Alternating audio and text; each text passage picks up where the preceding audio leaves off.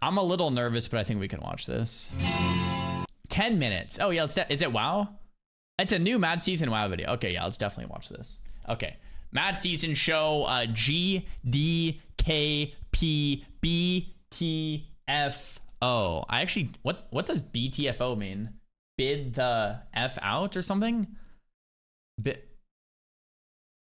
Blown the F out. Beat the F out? Okay, so no one knows. Okay. All right, let's watch this.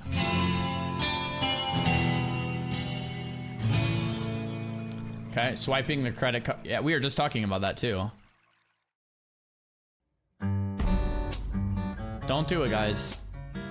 Don't buy gold. Hey guys, what's up? Mad Season here. Hey, Mad back Season. with another video for you. And today we're going to discuss GDKPs. Okay. In Season of Discovery, Blizzard recently announced that they were cracking down on this form of raiding.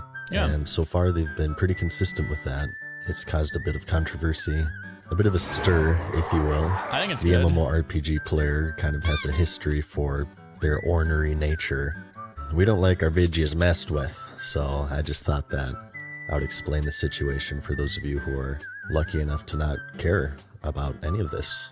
So, GDKP runs, short for Gold Dragon Killing Points. Yeah. DKP is a player-managed reward system for raiding, developed as far back as EverQuest in 1999, and is pretty self-explanatory.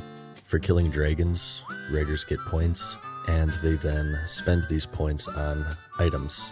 So let's say that little Timmy has 100 DKPs, and Todd has 400, and the Sword of 1,000 Truth drops, which costs 200, and both Timmy and Todd bid, and Todd wins because he has more.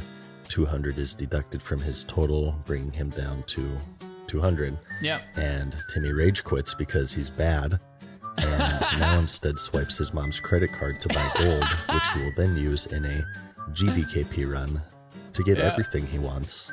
The rules of the run vary between leader, but generally they work like this.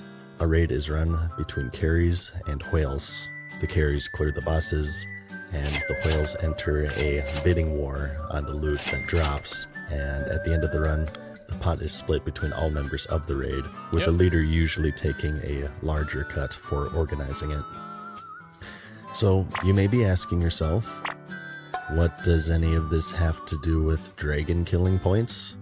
Well, the answer to that, my dear viewer, is abso-fucking-lutely nothing. So right off the bat here, we're off to a great start. Even the name is stupid. I can't speak for everyone, but from my personal experience, Wrath of the Lich King was the first expansion that I remember seeing them.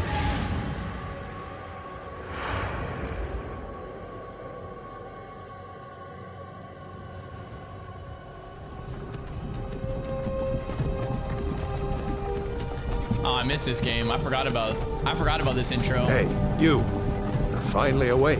At least on my servers, so we're talking around the 2008 I played a lot of that days, and they're pretty sparse, mainly because the average skill ceiling of the player base was, of course, far lower. Especially talking vanilla here, there wasn't really... I personally don't remember any GDKPs in Wrath. I know they did them because many people talk about them. I know Asmon was talking about them, Mad Season. Maybe I was just too much of a noob. Maybe I was only queuing Arena. I don't remember many in Wrath, to be completely honest. I don't remember them even... Yeah, I don't remember them until like becoming really popular and rampant until 2019 re-release Classic, right? I don't remember them in the original game much. But I was probably just a noob or PvP'd. So yeah. Enough room for dead weight because 50% of your raid was already dead weight. That's a fucking 50 DKP minus! What the fuck was that shit? Guilds sort of struggled clearing the content with their best players, so carrying somebody who has more credit card transactions than hours played wasn't as feasible as it is today, and they've been a nagging issue within the realm of Classic because of that. It just doesn't feel like vanilla. Is reason number one why they're generally seen in a negative light by the community these days. Aside from that, reason number two is that their negative effect is amplified by another one of Classic struggles, and that's cheating. RMT, or real money transactions. Since today Blizzard is no longer interested in hiring actual humans, cheating has become a major issue within Classic. In fact, just recently they fired like an insane amount of employees, a lot of them being GMs. Not that that itself is really that crippling to the game, because ever since 2008 with the Activision merger, they started recruiting from Baron's chat, as evidenced by every GM just telling the players to look that shit up on Wowhead. It's just amazing. That's like if you have a problem with your phone and the representative just tells you to Google it. It's just impeccable, but I digress. Anyways, swiping, RMT, whatever you want to call it, has been a major issue with Classic since the re-release in 2019. So the existence of GDKPs creates this awkward dynamic of pay to win. You buy gold, and you use that gold to get the best items in the game. That's it. During the initial run of Classic, this sword infamously sold for gold cap. From gold that was all completely farmed, by the way. This guy's just in Tyr's hand a lot. But anyways, between that, the level boost, the WoW token, this paying for all forms of character progression is one of the reasons why many have strayed away from retail, and now Classic Wrath told you so, by the way. So seeing this in Season of Discovery leaves a pretty poor taste in people's mouths, and it's a constant reminder that by choosing to just play the game and paying the $15 a month, they are disadvantaged due to the existence of GDKP and Blizzard's poor performance in upholding their own TOS. It makes it such that the most powerful item in the game is your credit card, and the most efficient way of playing is through money investment as opposed to time investment, and it ruins the competitive atmosphere of the game that's critical to. So you could always buy gold in the past, and GDKPs or just buying items has been a thing in the past too. I think the big difference is all of us 10 years ago, well, one, we're noobs, so like it was harder to do it, but two, all of us 10 years ago were broke. We were all like 18 with zero like dollars to spend. Now we're all like 30 and we all have some disposable income from our jobs. And we're like, oh, I could sit there and play the game all day, but I don't really have the time. But I do have some extra cash because I work a job now. That's why I don't have the time, because I'm actually working and I'm not unemployed anymore. So I can actually spend like $100, and it's not that big of a deal like it was when I was 18. Like I couldn't afford it back then, but now as a 30-year-old, sure, I'll spend $100, put myself forward infinitely in the game, have infinite gold, buy everything that I want, and then quit. Whereas back then it was like, that was not an option.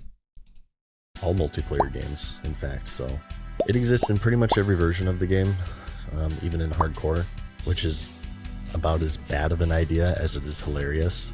There's a GDKP for an AQ20 raid, and the leader held all of the loot in his bags until the end, and then he died on a siren, so everybody got jack shit, which is pretty amazing, I must say.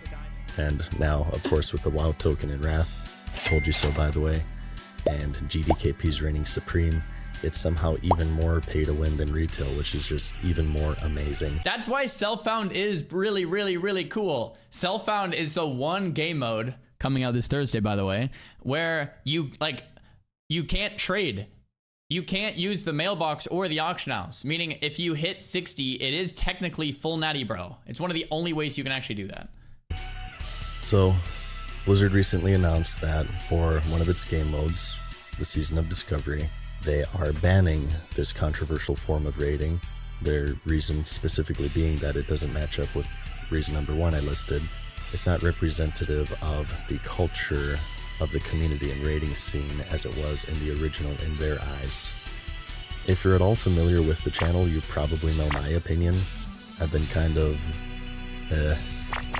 outspoken, I guess you would say, against paid character progression in the past. I mean, I'm not totally against it. If a game is free to play, generally I'm a little more lenient.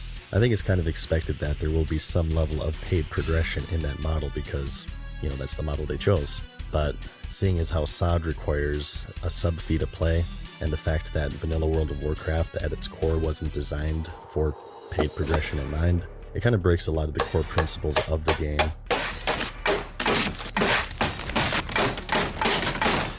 The main one being what Blizzard stated, and that's the culture of the community. When you wanted to raid in Vanilla World of Warcraft, you found a raiding guild. Nothing was really puggable. These GDKPs didn't really run.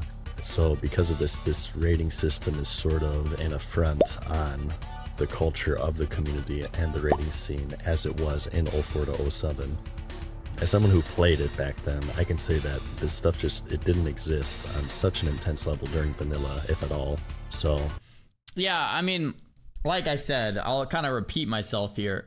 It existed back in Wrath, but you can't use that as an argument to keep it around because it didn't exist on the scale that it exists today, because now we're all older and we have more disposable income and everyone's buying gold.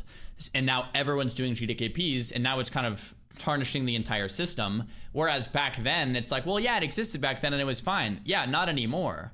It's kind of like the same idea with no changes. It's like, well, it sounds really good, but there's some things that probably should be changed. Like a really extreme example, the servers being better than they were kinda 20 years ago. Blizzard. Okay, yeah, but yeah, it's just fundamentally different, right? The landscape is different. More people are buying gold than before, right? it makes sense to me that that's the direction that they want to go in here. And beyond all of this, let's just bring up the elephant in the room. It's a major driving force of RMT. I think in a perfect world where RMT isn't completely rampant, GDKPs by themselves aren't necessarily bad. Yeah. I feel pretty confident in saying that I think most people are okay with the fact that if you're really good at farming gold, to be able to gear yourself up. Maybe you farm a lot of ore, maybe you have this rare crafting recipe, or even you flip stuff on the auction house.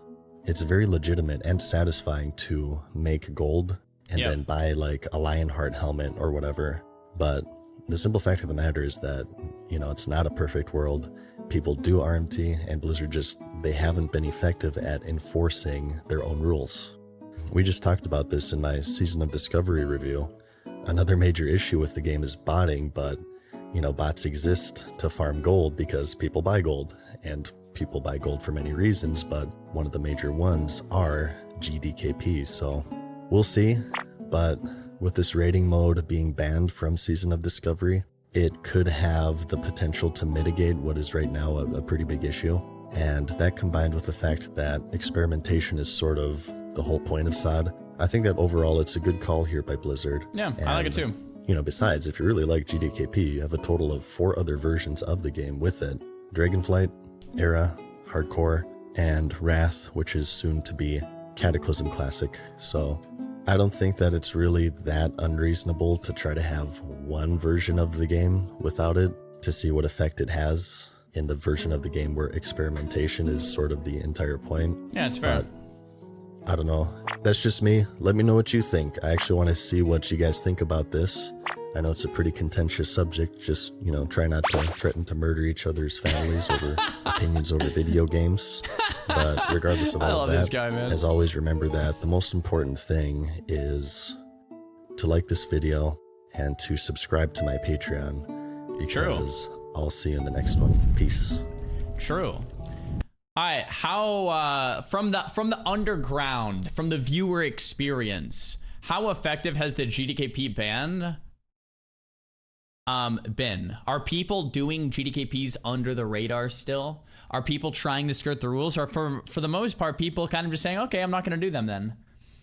I feel like, they're kind of gone, right? Yeah. No, I mean, there's probably some.